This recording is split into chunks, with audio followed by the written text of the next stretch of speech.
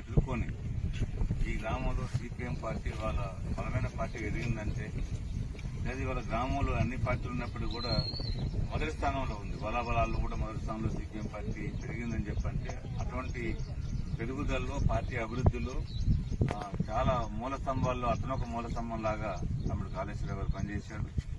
తర్వాత ఉద్యోగస్తులు అయినప్పటికీ కూడా టెక్నికల్ గా బయట ఉండకపోయినప్పటికీ కూడా పార్టీ నిర్మాణంలో ఎన్నికలు వచ్చినప్పుడు ఎన్నికల్లో పార్టీ అభ్యర్థుల విజయం కోసం కృషి చేయడంలో ఆయన ఛాయశక్తిలో పనిచేసి ఎక్కడ కూడా పనికి తను ఉద్యోగస్తులు కాబట్టి లోటు లేకుండా ఉండటం కోసం ఆ పని మామూలు కార్యకర్తల కంటే కూడా భిన్నంగా ఇంకా అంత ఎక్కువ పనిచేసే కామ్రేడు.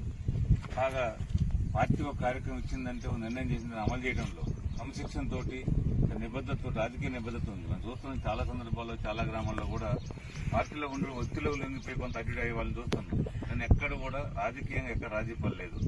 అందరితో కలిసి ఉన్న ఉద్యోగస్తులు అందరితో సంబంధాలు అవసరమైనప్పుడు కూడా ఎవరితో ఎక్కడున్నప్పుడు కూడా రాజకీయ విషయాలకు వచ్చినప్పుడు సిపిఎం పార్టీ ఒక విధానాన్ని అమలు చేయడంలో దానికి కట్టుబడి ఉండటంలో అంతంత నిబద్ధతతోటి ఉన్నటువంటి కామ్రేడ్ కాళేశ్వరరావు గారు ఆ కామ్రేడ్ కోల్పోవడం అనేది మన ఇక్కడ ఉద్యమానికి తీరం లోటైనప్పటికీ కూడా ఆయన ఉన్నప్పుడు తను పనిచేయడమే కాకుండా తన కుటుంబ సభ్యులను కూడా తన కుమారుడిని మిగతా సభ్యులందరినీ కూడా పార్టీలో క్రియాశీలకంగా పనిచేసేలాగా కామ్రేడ్ ప్రోత్సహించాడు. ఆ రకంగా ఆ కామ్రేడ్ని మనందరం కూడా ఆదర్శంగా తీసుకోవాలి. ఒక కమ్యూనిస్ట్ అంటే ఎట్లా ఉండాలి అంటే కామ్రేడ్ కాళేశ్వరరావుగా ఉండాలని చెప్పేసి మనందరూ కూడా ఆదర్శంగా ఉన్నాడు.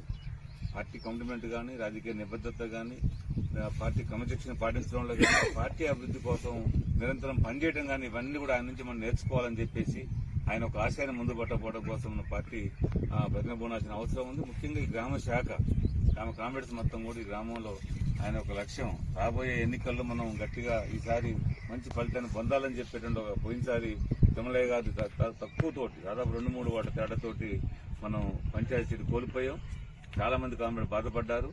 దాని నుంచి కొన్ని గుణపాఠాలు నేర్చుకొని వచ్చే ఎన్నికల్లో మనం చాలా పట్టుదలతో గెలిపించాలని చెప్పేసి ఈ గ్రామ శాఖ అట్లాగే కాళేశ్వరరావు గారు కూడా అదే పట్టుదలతో ఉన్నాడు. ఆయన ఒక ఆశయాన్ని ముందు పట్టపోవడం ఆయన కోరికను తీర్చడం కోసం కూడా గ్రామ పార్టీ అంతా కూడా పట్టుదలతో ఉండి రాబోయే ఎన్నికల్లో పంచాయతీ బోర్డును గెలిపించి ఆయనకి మనందరం నివాళులు అర్పించాలని చెప్పి కోరుకుంటూ సెలవు తీసుకుంటా ఉన్నాం. జోహార్ కామ్రేడ్ కాళేశ్వరరావు గారు, జోహార్ కామ్రేడ్ కాళేశ్వరరావు గారు. వద్దులే మార్క్సిజం లెనినిజం.